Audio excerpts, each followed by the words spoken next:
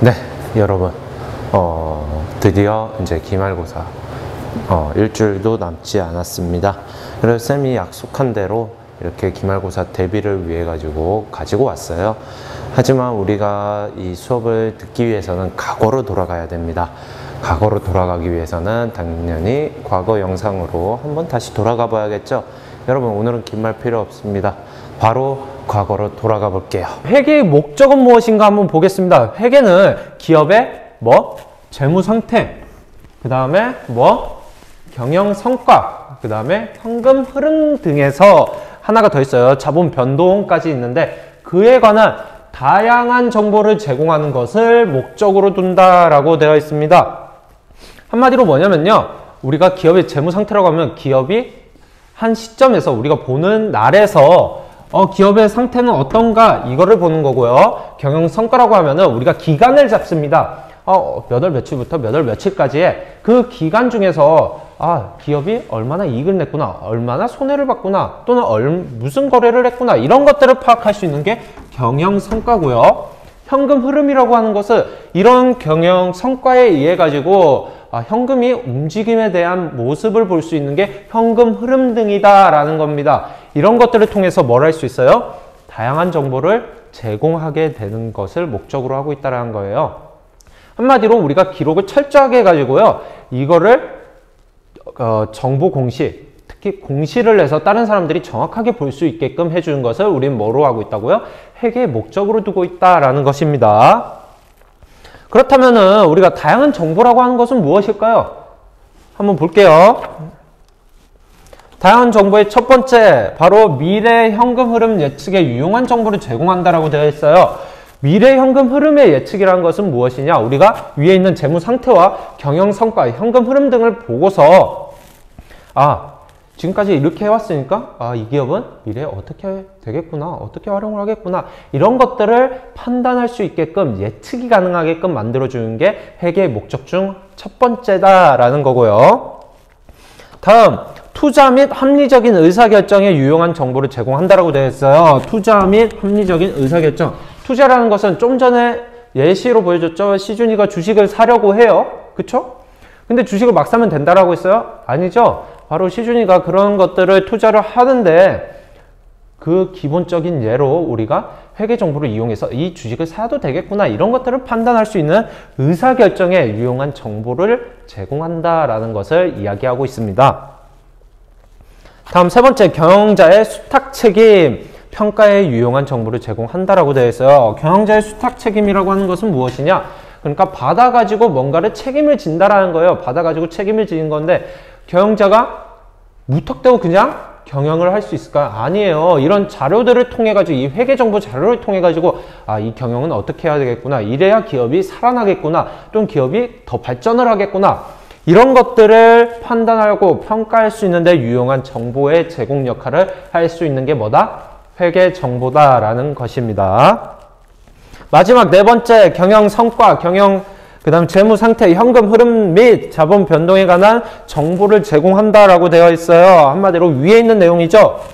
재무 상태, 일정 시점에 우리 현재의 기업의 재무 상태를 보는 거고요. 그 다음에 경영 성과라고 하는 것은 일정 기간 동안 몇 월 며칠부터 몇 월 며칠까지 이렇게 기업이 성과를 냈구나, 이런 것들을 보고요. 현금 흐름, 한마디로 현금이 그 경영 성과에 따라서 어떻게 흘러갔구나. 그 다음에 자본 변동, 우리 기업의 자본이 어떻게 변동이 되었네, 빚이 많이 늘어났네, 또는 자본금이 출자가 많이 돼가지고 기업이 더 발전을 할 수 있게 되었네, 이런 것들을 관한 정보도 제공이 된다라는 겁니다. 질적 특성에서 회계 정보가 결국에는 속성들을 갖춰야 된다고 했죠. 한마디로 정보라는 건 아까 뭐라고 했어요? 이용 가치가 있는 것이다 라고 했어요. 그렇다면 회계 정보라는 것은 회계에 있어가지고 이용 가치가 있는 것들을 말을 하고, 이 이용 가치가 있는 정보라는 것이 이 각각의 속성을 갖추어야만 회계 정보로 이용이 될 수 있다.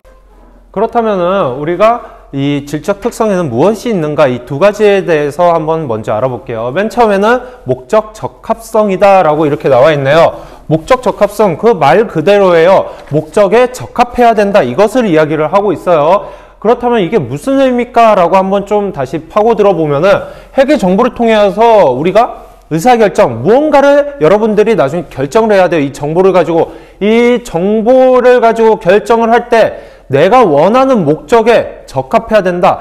똑같은 목적을 가지고 있어야 된다. 이렇게 이해를 하시면은 좀 더 이해가 빠르게 될 겁니다. 이 목적 적합성에도 각자의 특성이 있는데 한번 볼게요. 첫 번째, 예측 가치가 가능해야 된다. 한마디로 내가 회계 정보를 가지고 왔어요. 그렇다면은 이 정보라는 것은 과거의 자료, 그 다음에 우리가 지금 미래의 자료를 가지고서 미래에 어떻게 활용할 것인가, 그거에 대한 예측이 돼야 된다는 거예요. 한번 투자자로 예로 들어볼게요. 투자자가 과거의 정보, 지금 현재의 정보를 가지고서 이 기업은 이 정도네, 재무 상태가 이 정도네, 그러면은 내가 여기에 투자를 해도 되겠구나, 또는 이거 너무 부실한데 미래에 좀 망할 것 같으니까 투자를 하면 안 되겠구나, 이렇게 예측을 할 수 있어야 된다는 거고요. 또한 경영자 또한 내가 이걸 보니까 여기에는 많은 이익을 가져왔구나, 그렇다면은 내년에도 이익을 좀 주지 않을까, 그러니까 여기로 발전을 시켜보는 게 낫지 않을까, 이런 고민을 하는 예측이 가능하게끔 만들어 줘야 된다는 겁니다. 두 번째, 피드백 가치라는 것은 무엇이냐? 이 예측 가치라는 것을 보완해 주는 역할이에요. 한마디로 예측을 했으면은 그게 근거가 없으면 안 된다는 거예요. 예측을 하고 나서 이게 내가 해도 되는 게 맞나라는 고민을 하게 됩니다. 그때 확실성을 주는 게 이 피드백 가치라는 거예요. 한마디로 이 예측에 대한 뒷받침되는 자료가 주어져야만 우리가 회계 정보의 목적 적합성 특징에 해당이 된다라고 이야기를 해 주실 수 있겠습니다. 마지막으로 적시성이라고 되어 있네요. 이것은 무엇이냐? 우리가 이용자가 의사결정을 해야 되는데 적합한 시간에 제공이 되어야겠죠. 한마디로 적시성이라는 건 적합한 시간이다 라는 겁니다.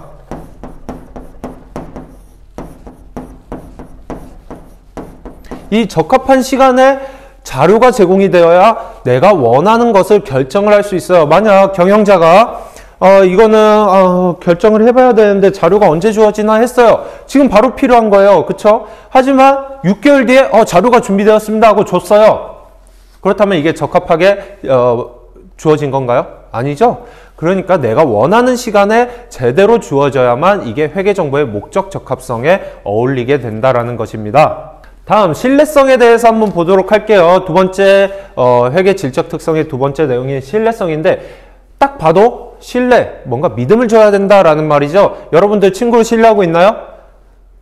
네, 친구를 신뢰하는 친구도 있을 거고 신뢰를 못하는 친구도 있을 거예요, 분명히. 하지만 이 회계 정보라는 것은 무조건적으로 신뢰를 줘야 돼요. 그게 무슨 말이냐? 결국에는 여러분들이 의사결정, 뭔가 결정을 하는데 내가 돈을 썼는데 그거에 신뢰성이 없는 자료였어요. 그렇다면은 망할 수도 있죠. 그러다 보니까 신뢰성을 줘야 된다, 이렇게 이야기를 하고 있습니다. 하지만 지금 현대 기업에서는 이거를 신뢰성이라는 그 목적을 맞추지 않고 뻥튀기를 시킨다거나 또는 줄이고 있어요. 이게 어떤 말이냐? 뻥튀기를 시킨다는 것은 우리 기업이 이익을 그만큼 내지 않았어요. 하지만 몇 배로 냈다라고 사기를 쳐가지고 이 투자자들이 투자를 하게끔 만들어요. 그렇게 하면은 신뢰성이 무너진다라는 거고요. 또 다른 예로는 우리 기업이 이만큼 수익을 냈지만 그것보다 훨씬 적게 그거를 재무 상태를 보고를 하게 됩니다. 그 이유는 세금을 적게 내기 위해서예요. 이럴 경우도 신뢰성이 무너지게 되죠. 이럴 경우에는 회계 정보로서 이용 가치가 없어지게 된다라는 것을 이야기하고 있습니다. 어쨌든 간에 이 신뢰성, 그렇다면 어떤 요소를 지녀야 하는지 좀 보도록 할게요. 첫 번째, 회계 정보가 나타내고자 하는 대상을 충실하게 표현을 해야 된다. 한마디로 경영자가 내가 경영을 함에 있어 가지고 이끌어 가려고 해요. 근데 그거에 맞지 않는 투자자를 위한 정보를 제공을 했어요.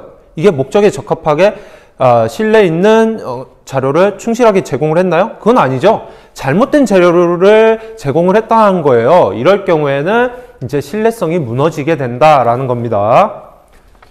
두 번째, 객관적인 검증이 가능해야 된다라고 나와 있는데, 한마디로 내가 봤을 때, 그 다음에 여러분이 봤을 때, 또는 다른 누군가가 봤을 때마다 모두가 똑같은 검증이 나와야 된다는 거예요. 똑같은 결과 검증으로 끝나야 된다는 것을 이야기를 하고 있습니다. 내가 본 거랑 여러분들이 본 거랑 또 다른 사람이 본 거랑 모두가 다른 자료로 봤다라고 하면은 이거는 객관적이지 않은 주관적인 자료가 되므로 이것 또한 신뢰성이 없다라고 판단이 되고 회계 정보로서 이용 가치가 없어지게 되는 겁니다. 세 번째로 중립적이어야 된다라고 되어 있어요. 이 자료가 누군가에게 치우쳐져 있다. 만약 내부 정보 이용자에게 치우쳐져 있다. 그럼 외부 정보 이용자들은 그 자료를 불합리하게 받아들일 수밖에 없다라는 겁니다. 그렇기 때문에 누군가에게 치우쳐지지 않은 그 중립적인 자세로서 이 자료가 제공이 돼야만 이 신뢰성에 적합하게 되고 회계 정보로서 이용 가치가 있게 된다라는 것으로 해석이 될 수 있겠습니다. 첫 번째 문제입니다. 이거는 기출 문제는 아니에요. 이거는 우리 교과서에 있던 문제인데 다음이 설명하고 있는 회계 정보의 질적 특성으로 옳은 것은 이라고 나와 있네요. 회계 정보의 질적 특성 방금까지 배웠습니다. 뭐랑 뭐가 있었죠? 목적 적합성하고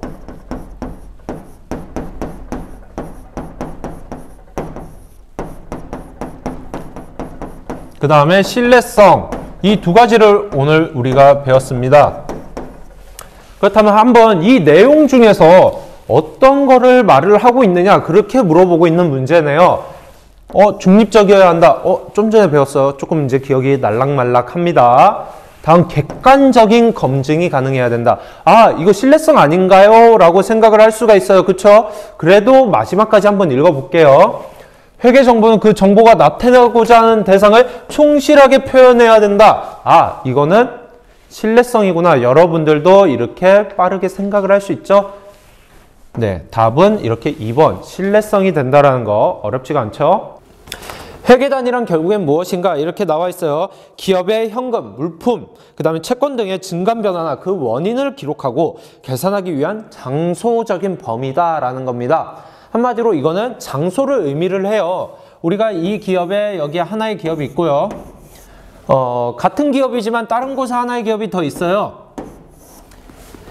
이렇게 장소가 달라요. 이럴 때에는 각각의 기업이 다른 회계를 할 수 있다라는 겁니다.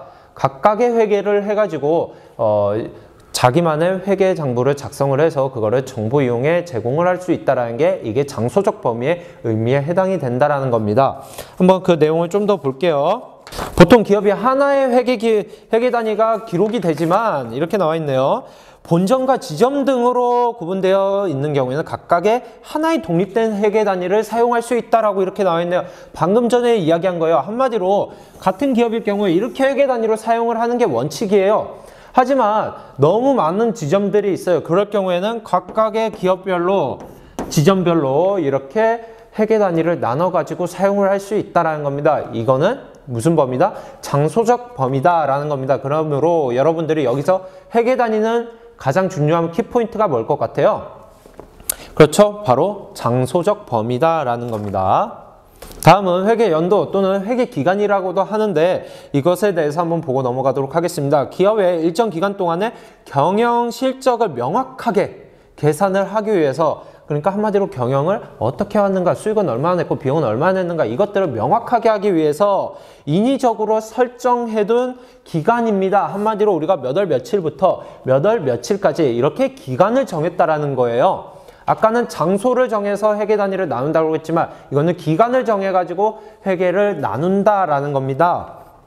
결국에는 상법에서 회계 연도는 몇 년을 초과할 수가 없어요? 1년을 초과하지 못하도록 규정이 되어 있습니다. 그래가지고 여러분들이 회계 자격증 시험을 보게 되면은 대부분이 1월 1일부터 12월 31일까지 이렇게 잡혀 있을 겁니다.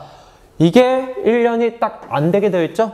해당 연도만 이렇게 포함이 되게 있는 게 회계 기간이다, 회계 연도다라는 겁니다. 그러니까 이거는 기간적 범위를 말하겠구나 라는 것을 여러분들이 꼭 기억을 해주세요. 기간적 범위 또는 시간적 범위다 라는 거 꼭 좀 기억을 해주시길 바라겠습니다. 다음 3번 문제를 한번 볼게요. 이건 보니까 다음은 회계 용어에 대한 설명이래요. 가와 나에 들어갈 용어로 알맞은 거를 쓰시오라고 되어 있습니다. 그렇다면 뭐가 들어갈까 고민하지 말고 한번 보세요. 여기에 보니까 장소적 범위. 장소적 범위? 뭐였어요? 그쵸, 장소적 범위라고 하면은 회계 단위라고 했었네요. 그쵸? 그렇다면 가는 회계 단위가 될 거다.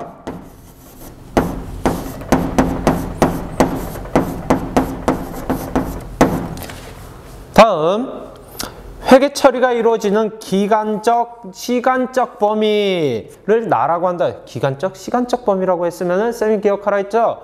시간적 범위라고 하면은 회계 연도 또는 회계 기간이라고 한다라고 했어요. 한마디로 나의 답은 뭐가 된다고요? 회계 연도가 될 것입니다. 이렇게 3번 문제는 간단하게 풀 수가 있죠. 쌤이 말했다시피 그 키워드만 기억을 해도 회계 문제는 금방금방 풀어나갈 수 있다는 겁니다. 네, 맨 처음에 나오는 건 뭘까요? 지금 보다시피 재무상태표라고 나와 있네요. 이 재무상태표라는 건 어떤 거냐? 바로 기업의 일정 시점에 재무의 상태를 보여주는 보고서다라는 겁니다. 한번 내용을 정확히 볼게요. 네, 여기에는 이제 왼쪽과 오른쪽 이 두 군데에다가 왼쪽에는 자산, 오른쪽에는 부채랑 자본을 입력을 해가지고 기업의 일정 시점, 재무 상태를 나타낸다라고 이렇게 적혀 있네요. 그쵸? 한마디로 왼쪽이란 건 차변이라고 해요. 지난 시간에 배웠죠? 복식북이라고 해서 차변과 대변을 나눈다라고 했습니다. 이 차변에 적힌 게 뭐라고요? 자산이라고요. 그리고 대변에 적힌 거 두 가지가 바로 부채와 자본이다 라는 겁니다. 이렇게 해가지고 이 세 가지의 구성 요소를 통해 가지고 기업의 일정 시점 재무 상태를 나타내 준다라는 게 이 재무 상태표의 기본적인 공식입니다. 이 중에서 가장 기억해야 되는 게 뭐냐? 자산, 부채, 자본, 그 다음에 일정 시점과 재무 상태, 이 5가지의 키워드만 가지고 있어도 여러분들이 재무상태표의 의미는 뭔가요? 했을 때 바로바로 적을 수 있을 거예요. 꼭 이 5가지 키워드를 기억을 해가지고 여러분들이 의미를 떠올릴 수 있도록 했으면 좋겠습니다. 방금도 알려줬다시피 이 재무상태표라는 것은 차변의 자산, 대변의 부채와 자본 이렇게 입력이 된다는 거 여러분들 꼭 좀 기억을 해주세요. 그리고 그 밑에다가 쌤이 이렇게 재무상태표에 등식해가지고 나타나져 있습니다. 재무상태표의 등식은 기본적으로 자산은 부채와 자본을 더한 값이다 라는 겁니다. 이 얘기가 뭐가 될까요? 한마디로 여기서 보다시피 자산의 합계와 부채랑 자본을 더한 합계는 항상 최종값이 같아야 된다라는 것을 의미를 합니다. 여기에 100만 원이 나왔어요. 그렇다면 이 오른쪽 대변의 총합에도 얼마가 나와야 된다라는 거예요. 그렇죠? 100만 원이 나와야 된다라는 겁니다. 이거는 나중에 대차평균의 원리라고 하는데 나중에 한 번 더 설명을 하고 넘어갈 수 있도록 하겠습니다. 1번, 이거는 전산회계라는 이제 한국세무사회라는 자격증, 회계 자격증 문제에서 쌤이 가져온 문제예요. 이것도 실제적으로 출제가 되었던 문제고요. 여러분들이 이걸 통해서 한 번 더 자격증이 이 정도밖에 안 돼? 이런 식으로 생각을 하면서 쉽게 풀어나가 보도록 할게요. 다음 중 재무상태표라고 하는 건 뭐랑 구성 요소가 있다고 했죠? 방금까지 배운 자산, 부채, 자본 이 세 가지가 있다라고 했어요. 이걸로 구성된 재무상태표, 기업의 일정 시점에서 재무상태를 보고하는 표. 이것으로 가장 적절한 것은 무엇이냐? 방금 이야기했는데 일정 시점이라고 했는데 여기 일정 기간이라고 나와 있고요. 재무상태라고 했는데 경영성과라고 나와 있네요. 이거는 그렇다면 잘못됐네요. 이거는 어떤 걸 이야기를 하느냐? 나중에 배우겠지만 손익계산서다라는 겁니다.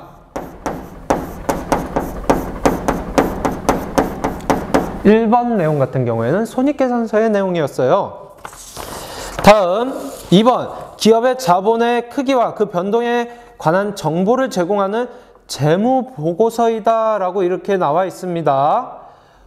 기업의 자본의 크기와 변동에 관한 정보를 제공, 맞는 것 같아요. 하지만 이거는 무슨 내용을 이야기를 하고 있느냐? 자본의 변동이기 때문에 자본 변동표를 이야기를 하고 있다는 겁니다. 왜냐, 여기에는 우리가 자산과 부채도 나와야 되는데 그게 안 나왔어요. 그쵸? 그렇기 때문에 잘못됐다라는 거예요. 다음 3번, 일정 기간 동안 일정 기간 나온 순간 이것도 탈락이다. 왜냐? 재무상태표는 일정 시점이었죠. 그래도 한번 볼게요. 기업의 현금 유입과 현금 유출에 관한 내용을 담고 있대요. 이거 같은 경우에는 나중에 배우겠지만 현금 흐름표다라는 겁니다.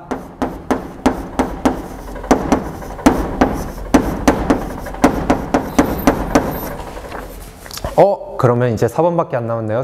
당연히 그러면 4번이 답이 될 텐데 한번 그래도 내용을 볼게요. 일정 시점, 맞습니다. 그리고 현재 기업이 보유하고 있는 자산, 부채, 자본 정보를 제공합니다. 맞네요. 답은 4번이 될 것입니다. 네, 다음 4번 문제를 보도록 할게요. 4번 문제는 기업의 재무 상태를 표시하는 회계 요소로만 이루어진 거는 오늘 배운 거네요. 오늘 3개, 자산, 부채, 자본 이 3개밖에 없습니다. 그럼 딱 나오는 게 어떤 게 있나요? 답은 3번. 결국에는 손익계산서란 우리가 배웠다시피 차변 왼쪽이었죠. 그리고 대변 오른쪽이죠. 이 두 가지에는 수익을 기재하여 가지고 수익과 비용을 기재하게 됩니다. 차변에는 비용, 대변에는 수익을 기재하게 돼요. 이렇게 기재를 하여서 일정 기간이라는 걸 좀 봐주셔야 돼요. 일정 기간 동안 기업의 경영 성과를 나타내는 표다. 기업의 경영 성과. 이것까지 이 중요 키포인트 이 4가지를 한번 좀 봐주세요. 한번 볼게요. 중요한 키워드에서 수익과 비용, 일정 기간, 경영 성과다 이렇게 되어 있습니다. 우리가 지난 시간에 배웠던 재무상태표를 떠올려 볼까요? 거기에서 키워드는 자산, 부채, 자본, 일정 시점, 그 다음에 기업의 재무상태 이게 키워드였다면 오늘은 수익과 비용과 일정 기간과 경영 성과 이 4가지가 키포인트고요. 이 4가지만 외워도 여러분들이 손익계산서의 의미를 쓰는 데는 큰 무리가 없을 거다라는 겁니다.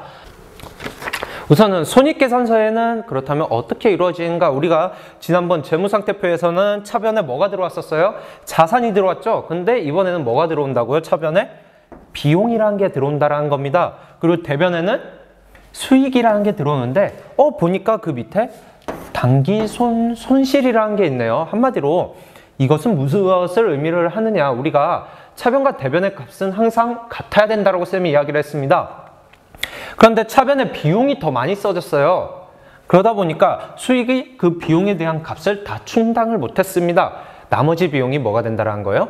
단기 손실이라는 것으로 해서 이 대변에 쓰여지게 되면서 비용의 값과 수익의 값을 전체적으로 맞춰줄 수 있다라는 것을 의미하게 됩니다.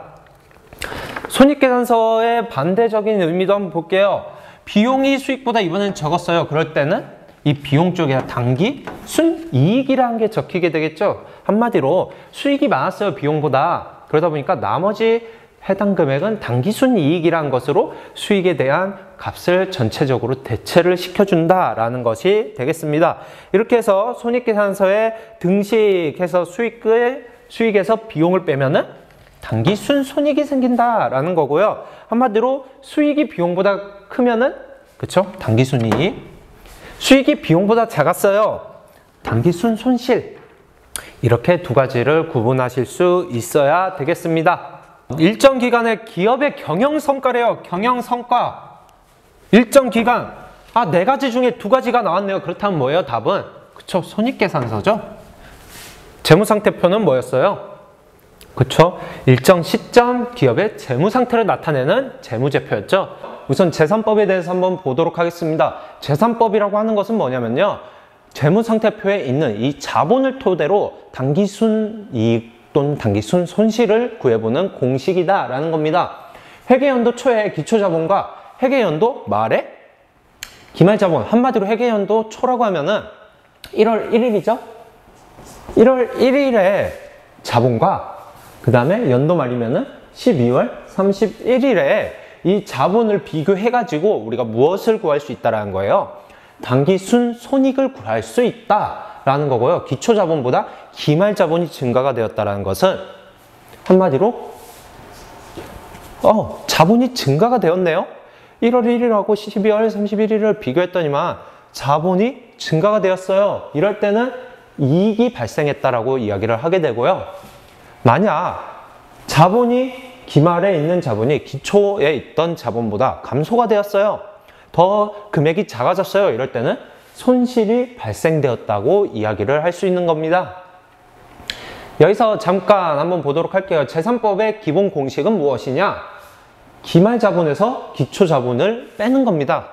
한마디로 우리가 연말에 있는 자본을 통해 가지고 연초에 있던 자본을 빼주면은 그 나온 금액들이 뭐가 된다는 거예요? 당기순 손익이 된다는 겁니다. 여기서 기말자본이 기초자본보다 금액이 높다라는 것은 회계 기간 중에 이익이 발생했다라는 거죠. 1년 동안 뭔가 금액이 올랐으니까 당연히 나의 자본이면은 이익이 높아졌다라고 이해가 되겠네요. 그렇기 때문에 이거는 당기순 손익 중에서도 당기순 이익이 된다라는 거고요.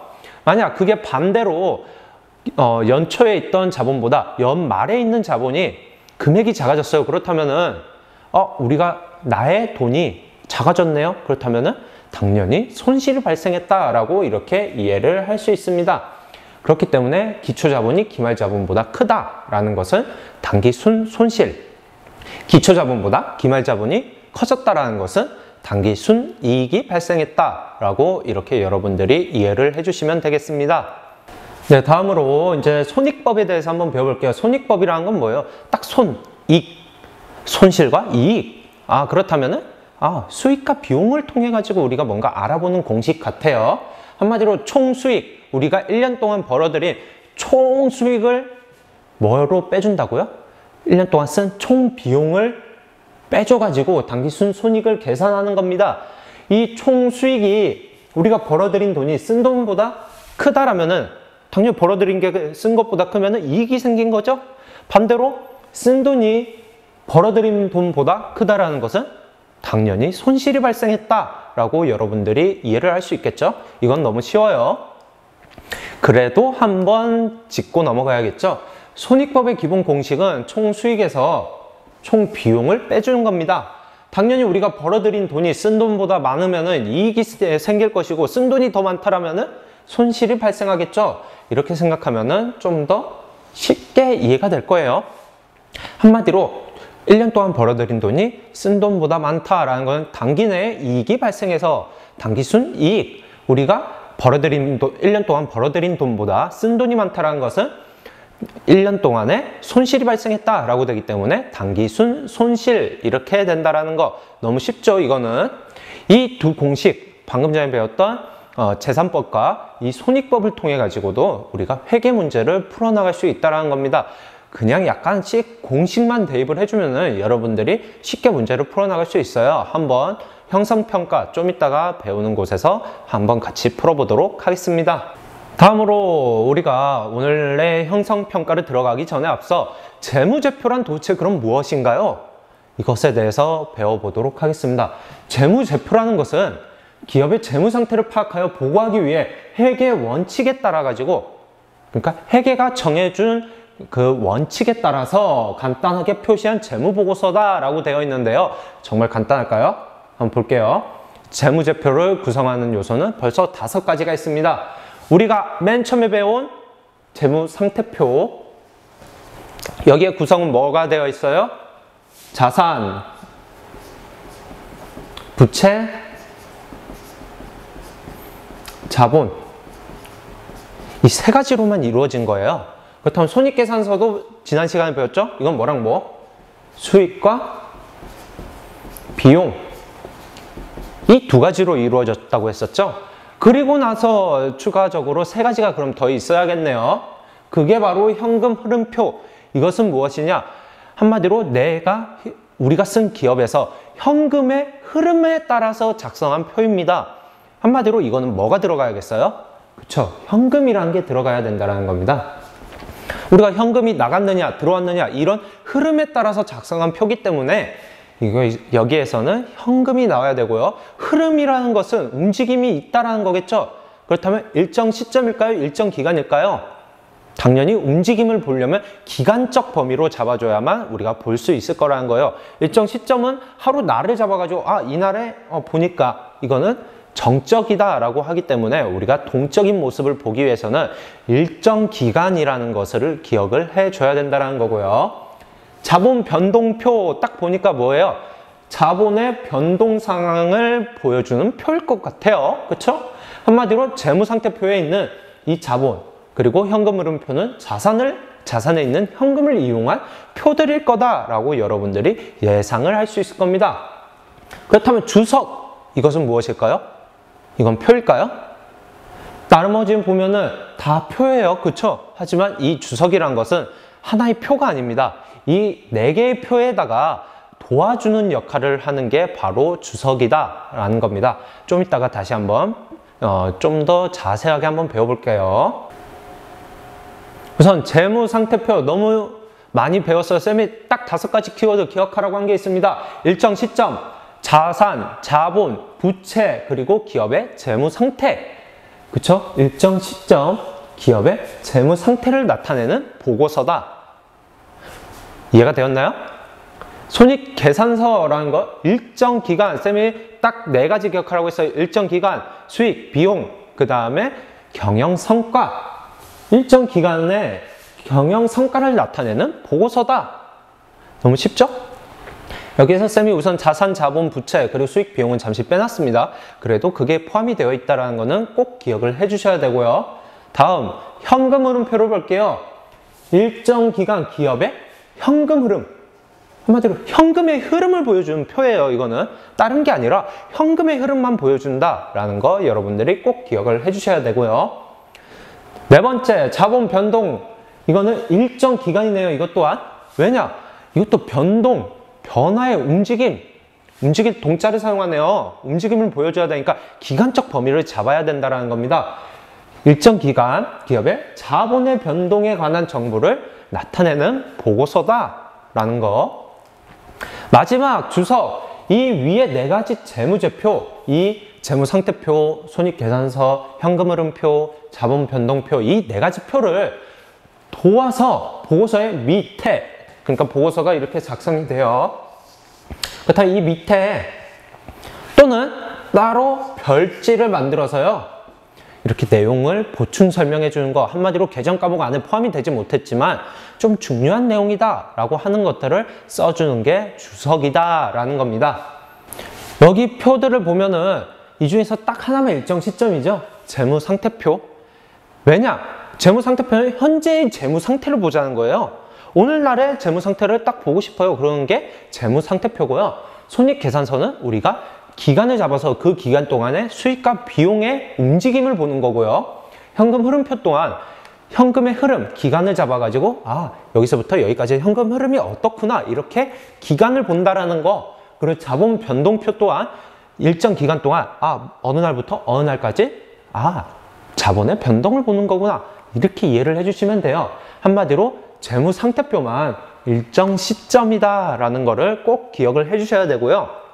이런 일정 시점, 일정 기간에 대한 내용으로 바꿔가지고 기출문제로 많이 나오고 있으니까 여러분들이 꼭 기억을 해 주셨으면 좋겠습니다. 네, 다음 4번 문제. 와, 여러분들 그쵸? 근데 이 표만 보고서 와 할 필요가 없어요. 너무 쉬워요. 이게 더 쉽습니다. 그냥 그대로 대입만 하면 돼요. 일기라는 것을 정기라고 생각을 할게요. 한마디로 전의 회계연도 2기를 단기라고 생각을 해보겠습니다. 그렇다면은 한번 구해보도록 할게요. 우리가 다른 건 다 몰라도 순이익 10,000원이라는 걸 1기에서 알 수가 있습니다. 그렇다면 총수익에서 총비용을 빼면은 이 순이익이 나오니까 얼마예요? 총비용은 30,000원이 된다는 것을 여러분들이 쉽게 알 수가 있고요. 또는 기말자본금에서 기초자본금을 빼면은 또 순이익이 나온다고 했죠. 그렇다면 이 모르는 값에서 20,000원을 뺐더니 10,000원이 나왔대요. 기말자본금 또한 30,000원이 된다라는 것을 여러분들이 알 수가 있습니다. 이렇게 대입만 하면 너무 쉽죠? 그리고 나서 여기를 보니까 그러면 어떻게 구해요? 여기는 더 밑에는 못 구하겠네요. 아닙니다. 기말이라는 것은 12월 31일의 마지막 날의 값이죠. 이 값은 그 다음 해의 첫날의 값하고 같게 되겠죠. 한마디로 1기의 기말 자본금, 한마디로 정기의 기말 자본금은 단기의 기초 자본금이 된다. 3만 원 이렇게 구할 수 있다는 거고요. 그리고 총수익에서 총 비용을 빼니까 당기순이익이 얼마예요? 2만 원이 나왔다는 것을 알 수가 있게 됩니다. 그리고 이 모르는 값에서 3만 원을 뺐더니 2만 원이 나왔대요. 그럼 이 값은 얼마가 됩니까? 5만 원. 그쵸? 5만 원에서 3만 원을 빼면 2만 원이 되죠? 그러면 답은 바로 이거는 이 값을 구하는 게 아니라 기말자본금을 구하는 거니까 답은 4번이 된다라는 거. 한마디로 회계상에서의 거래의 의미는 기업의 경영활동입니다. 쌤이 이야기를 했죠. 회계는 기업의 중점으로 둬가지고 우리가 작성을 하게 되는 것이다 라고 이야기를 했기 때문에 우리가 기업의 경영활동에서 자산, 부채, 자본의 증감 변화를 일으키는 모든 현상이다 라는 겁니다. 한마디로 여기에서 중요한 것은 증감 변화가 있어야 된다 라는 것을 이야기하고 있습니다. 증감 변화가 없다 라는 것은 회계상에서는 거래라고 하지 않는다라는 겁니다. 그렇다면 그 거래에는 어떤 구분이 되어 있는가 보도록 하겠습니다. 방금 전에 이야기를 했죠. 회계상의 거래가 되어야만 회계에서는 이제 입력을 할 수 있다라고 이야기를 했는데 이렇게 보니까 회계상의 거래인 것, 그 다음에 회계상의 거래가 아닌 것, 그리고 일상생활에서는 일어나지 않는 거래, 그리고 일상생활에서도 일어날 수 있는 거래, 이런 식으로 나눌 수 있다는 겁니다. 그렇다면 회계상의 거래이면서 일상생활에서는 거래가 일어나지 않는 것을 한번 보도록 하겠습니다. 도난 발생, 도난을 했다라는 것은 누군가가 훔쳐갔다라는 거죠. 이거는 일상생활에서 일어나는 겁니까? 아니라는 거예요. 하지만 왜 이건 회계상의 거래가 되느냐? 우리가 회계상의 거래는 뭔가가 자산, 자본, 부채의 증감 변화가 있어야 된다는 거죠. 만약 상품을 도난받았다, 도난됐다 라고 하면은 상품이 감소를 합니다. 자산이 감소를 하게 되네요. 그쵸? 그러다 보니까 이거는 회계상에서는 거래다라고 합니다. 분실 또한 똑같습니다. 내가 잃어버렸어요. 상품을 또는 비품을 잃어버렸어요. 그렇다면 상품 또는 비품이 감소가 되죠. 그렇기 때문에 이것 또한 회계상에서는 거래다라고 이야기를 할 수 있는 겁니다. 화재 또한 우리가 갑자기 우리 공장에 불이 났어요. 그래서 상품이 다 타버렸어요.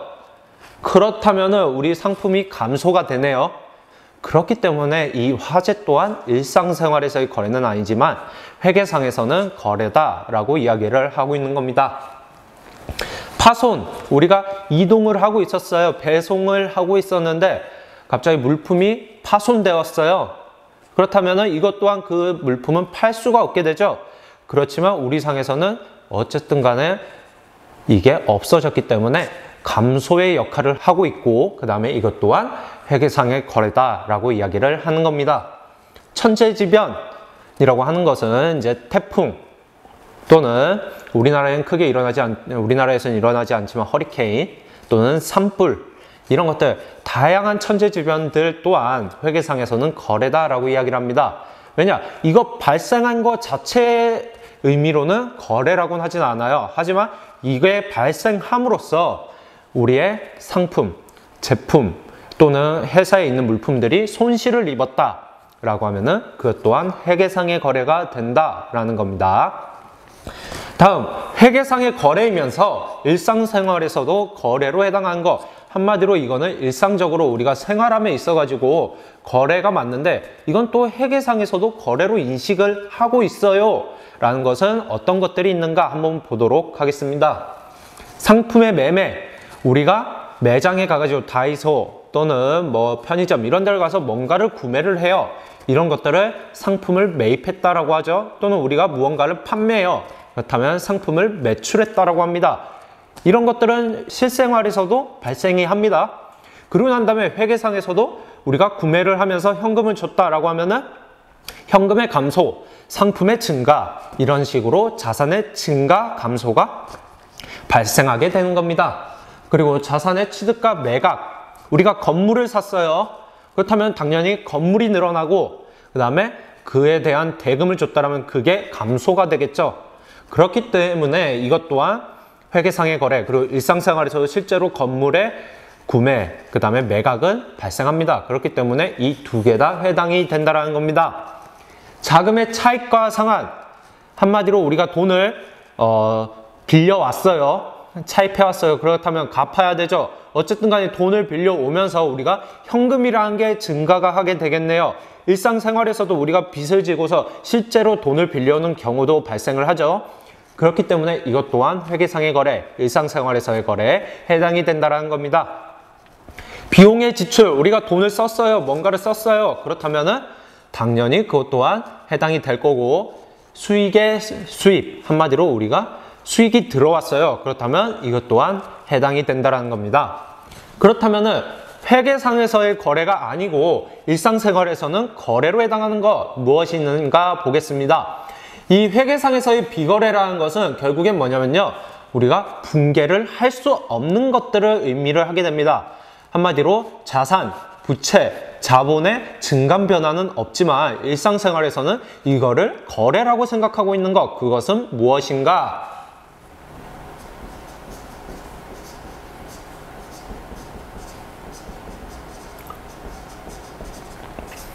상품의 주문, 상품을 주문을 했어요.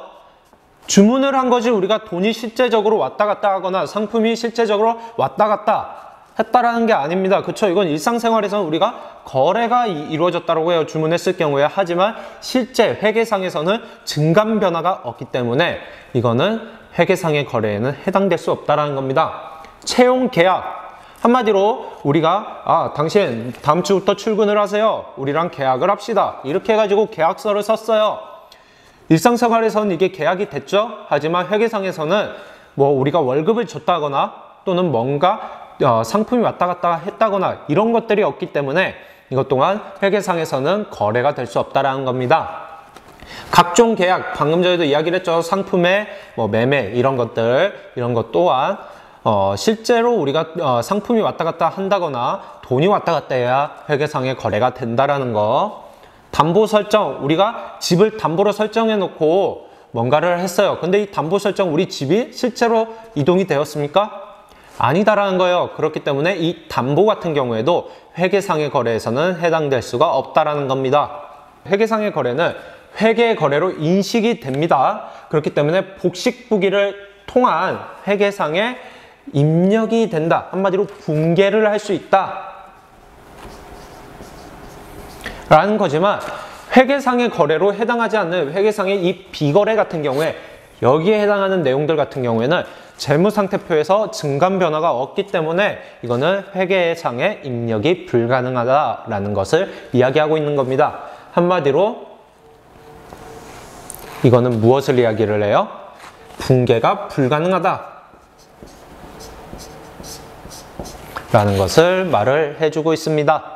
네, 다음을 보도록 하겠습니다. 우리가 이제는 거래의 판례서에 대해서 한번 보도록 할게요. 거래의 판례서란 결국에는 차변에 무엇이 들어가는가, 대변에 무엇이 들어가는가. 여기 보면 차변에 4가지가 들어가 있죠? 대변에 4가지가 또 들어가 있습니다. 이렇게 4가지, 이 8가지의 요소가 이루어지는 거래, 그 다음에 이거를 통해서 분개를 작성해 나가는 것을 말을 하게 됩니다. 그렇다면 어떻게 이루어지는가 한번 보도록 할게요. 차변에서는 자산이라는 게 증가하게 됩니다. 우리가 재무상태표 등식을 기억하나요? 재무상태표 등식을 기억을 해보면은 차변에 자산, 대변에 부채와 자본이 이루어진다라고 했습니다. 한마디로 차변에서는 자산이 증가가 이루어진다라는 거고요. 그 반대인 대변에서는 자산은 감소가 이루어지게 된다라는 것을 이야기를 하게 됩니다.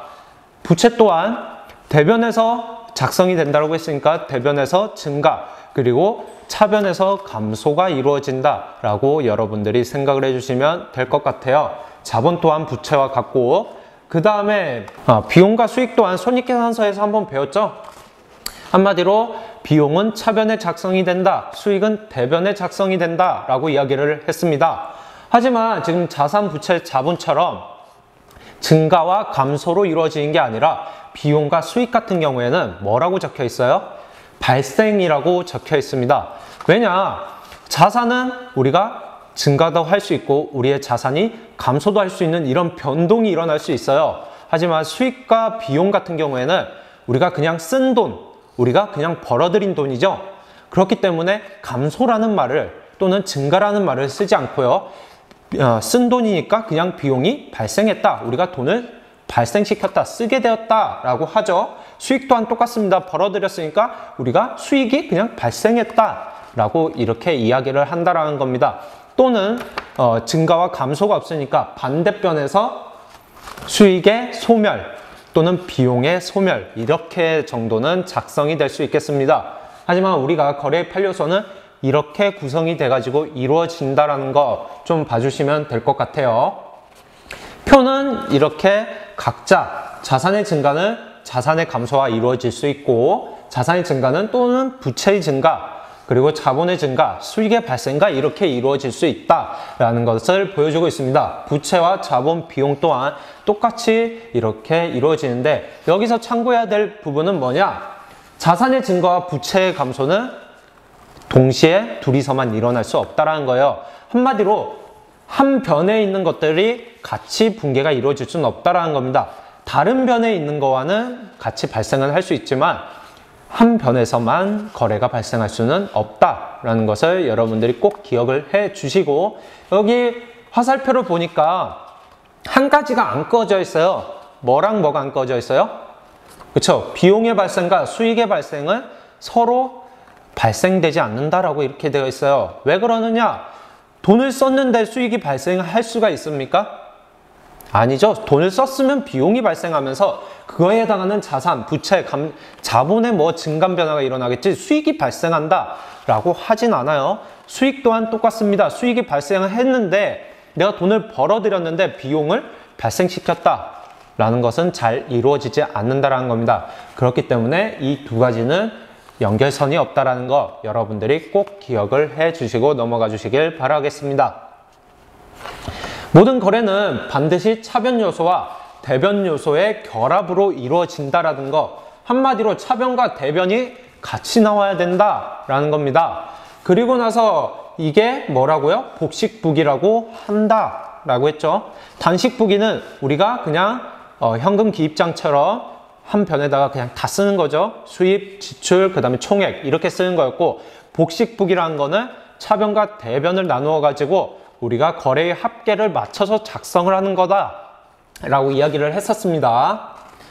그리고 나서 같은 변 요소끼리는 절대 결합이 이루어질 수 없다라는 거. 하지만 차변의 증가와 부채의 감소가 발생을 하면서 대변의 자산의 감소 하나 이렇게 나오면은 이건 거래가 이루어질 수 있다라는 거예요. 한마디로 차변의 요소에서 발생을 했으면 대변의 요소에 하나 이상이 발생한다라고 하면은 차변 요소끼리도 다 발생은 할 수 있다라는 거 여러분들이 기억을 해주시면서 예시를 볼게요. 자산이 증가를 했으면은 자본이 감소를 해야지 자산이 또 증가는 할 수 없다라는 거, 자산의 증가와 부채의 감소는 이런 식으로 같이 이루어질 수 없다라는 거 여러분들이 꼭 기억을 해 주셔야 합니다. 네, 여러분 잘 갔다 왔나요? 오늘 빠르게 갔다 왔죠? 여러분 정말 많은 양이었을 거예요. 우리가 지금 6-1차시까지 이제 좀 들어갔어요. 여러분들 내일도 있고 그 다음 날도 있습니다. 3시간 분량을 한번 이렇게 나눠서 좀 준비를 했으니까요. 여러분들 다시 과거로 돌아갔다고 생각을 하고 차근차근 배워서 시험 때 꼭 우리가 모두 같이 원하는 점수를 얻을 수 있길 바라겠습니다. 여러분 다음 시간에 만나도록 하겠습니다.